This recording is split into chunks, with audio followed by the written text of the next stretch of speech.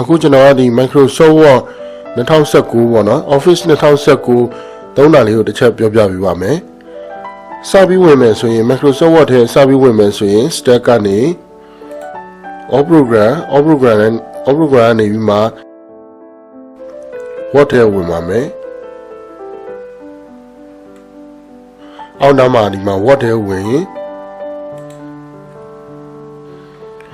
ဒါဆိုရင်တော့ Microsoft Word 2019ထဲဝင်လိုက်ပြီဆိုရင်စပြီးပေါ်လာမယ်ပုံစံပေါ့နော်အဲ့မှာ Home ရှိမယ် New ရှိမယ် Open ရှိမယ် Home ကတော့ကျွန်တော်ဒီမှာ blank document ယူလို့ရတယ်စာရွက်အသစ်ပေါ့နော်ဒီ New ကလည်းဒီမှာစာရွက်အသစ်ယူလို့ရမယ်ဒီဘက်ကတော့ Word 2010ပုံစံပေါ့ဒီအောက်မှာကျတော့ template လေးတွေရှိတယ်ဒါလေးလည်းယူလို့ရပါတယ် Open ကျတော့ကိုယ်မှာတင်ထားတဲ့ဟာတွေကိုပြန်ဖွင့်ကြည့်လို့ရတယ်ဥပမာ reset မှာဆိုရင်တင်ထားတာမကြာသေးတဲ့ဟာတွေဆိုရင်ဒီအောက်မှာရှိမယ် this ဒါမှမဟုတ်ရင် this PC ရဲ့အောက်ထဲမှာလည်းသွားရှာလို့ရမယ်ဒါမှမဟုတ်ရင်လည်းဒီ browse တွေကနေရွေးပြီးမှကိုလိုချင်တဲ့ကို file ကဘယ်နားမှာရှိလဲပေါ့နော် document အောက်ထဲမှာဆို document အောက်ထဲမှာရွေးပြီးမှ open နေဖွင့်လို့ရပါတယ်အခုကတော့ new ကိုပဲယူပြီးမှကျွန်တော် blank document ကိုယူပါမယ်ဒါဆိုရင်တော့စာရိုက်တဲ့နေရာရောက်ပြီပေါ့နော်ဒီမှာ Word 2019မှာပါတဲ့ဒီဘားတွေကိုတစ်ချက်ပြောပြပေးပါမယ်ထိတ်ဆုံးကဘားတော့တိုက်တဲ့ဘားရှိမယ်သူရဲ့ဒီဘက်မှာဆိုရင် quick access tool bar ရှိမယ်ဒီမှာဆိုရင် new တို့ open တို့ save တို့ဒါတွေကိုသုံးလို့ရတယ် undo တို့ redo လုပ်တာတို့ပေါ့နော်တိုက်တဲ့ဘားမှာဆိုရင်ဒီဘက်ညာဘက်မှာဆိုရင်ဒီအားကျတော့ auto hide လောက်ထားလို့ရတယ်အောက်မှာရှိတဲ့ ribbon ဒီဖဲပြားလိုမျိုးရှိတဲ့ဒီ ribbon ကို auto hide လောက်ထားလို့ရတယ်တစ်ချက်ပြန်နှိပ်လိုက်ပြီးမှ show tab ကတော့ဒီ tab လေးတွေရှိတယ်ပေါ့နော်ဒီမှာ home နဲ့ insert တို့ဒီ tab လေးတွေကိုဖော်ထားပေးမယ်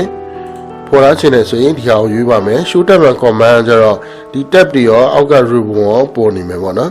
ဒါလေးကိုရွေးလို့ရပါတယ် minimize ကတော့ခဏချုပ်မယ်သူကမပိတ်သေးပဲနဲ့ဒီ step menu bar အောက်မှာကြာနေရပါတော့တစ်ချက်ပြန်နှိပ်လိုက်ရင်ပြန်တက်လာပါမယ် restore ကတော့အသေးလောက်ချင်တယ်ဆို restore နှိပ်လိုက်တယ်ဆိုရင် maximize ကတော့အကြီးချဲ့တာပါတော့အခုရှိနေတဲ့ပုံစံပိတ်တာကတော့ close ကနေပိတ်တယ်ပေါ့နော်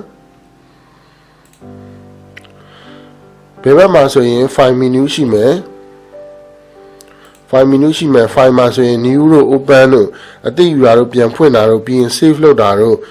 ပိတ်တာတို့ပေါ့နော်ဒီဟာလေးတွေကိုဒီမှာသုံးလို့ရပါတယ်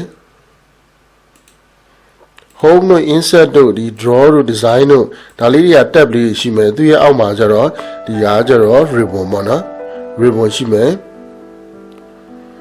ဒီမှာဆိုလဲ font ဆိုလဲ font ရဲ့ font group paragraph ဆိုလဲ paragraph ရဲ့ group ပေါ့နော်ခွဲထားတာ paragraph setting ဒီမှာဆိုလဲ font setting ပေါ့နော်ဒီအားကျတော့ဒီမှာဒါတော့စာရိုက်တဲ့နေရာပေါ့နော်စာရိုက်တဲ့နေရာရှိမယ်စာရိုက်တာတော့ကျွန်တော်စာရိုက်ရင်ဒီမှာထွက်မှာပေါ့နော်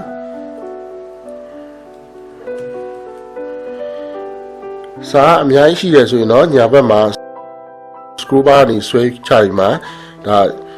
အပေါ်အောက်ဆွဲချကြည့်လို့ရတယ်ပိန်းလုံးနဲ့လိမ့်သွားလည်းရပါတယ်အခုကတော့စာမရရသေးတော့ကျတော့သူကဒီတမျက်နှာအောက်ကိုထပ်မစင်းတော့ဘူးပေါ့နော်အောက်မှာလည်း status bar ရှိမယ်ဒီမှာဆိုရင်ဘယ်ဘက်မှာဆိုရင်ကျွန်တော်စာရွက်ပဲနည်းရိုက်ထားလဲဒါဆိုရင်စလုံးပဲနှလုံးရိုက်ထားလဲပေါ့နော်ဒါတွေကိုကြည့်လို့ရမယ်ညာဘက်မှာဆိုရင်ကျွန်တော်ဒီမှာ display ရှိမယ်ဒီမှာအခုရှိတဲ့ပုံစံဆို print layout view ပေါ့နော်သူရဲ့ view ပုံစံစာရွက်နဲ့ထုတ်တယ်ဆိုရင်လည်းဒီပုံစံအတိုင်းပဲထွက်မယ်ဒီဟာကျတော့ remove ကတော့အစမ်းကြည့်တဲ့ပုံစံပေါ့နော်စာဖတ်တဲ့ပုံစံပုံမှန်တိုင်းဆိုကျွန်တော်တို့ဒီ print layout view နဲ့ပဲကြည့်မယ် web layout view ကတော့ internet web page တွေ website စာမျက်နှာတွေရိုက်တယ်ဆိုရင်တွေ့ရတဲ့ပုံစံပေါ့နော်ဒါဒီဘက်ကတော့ zoom in zoom out ရှိမယ်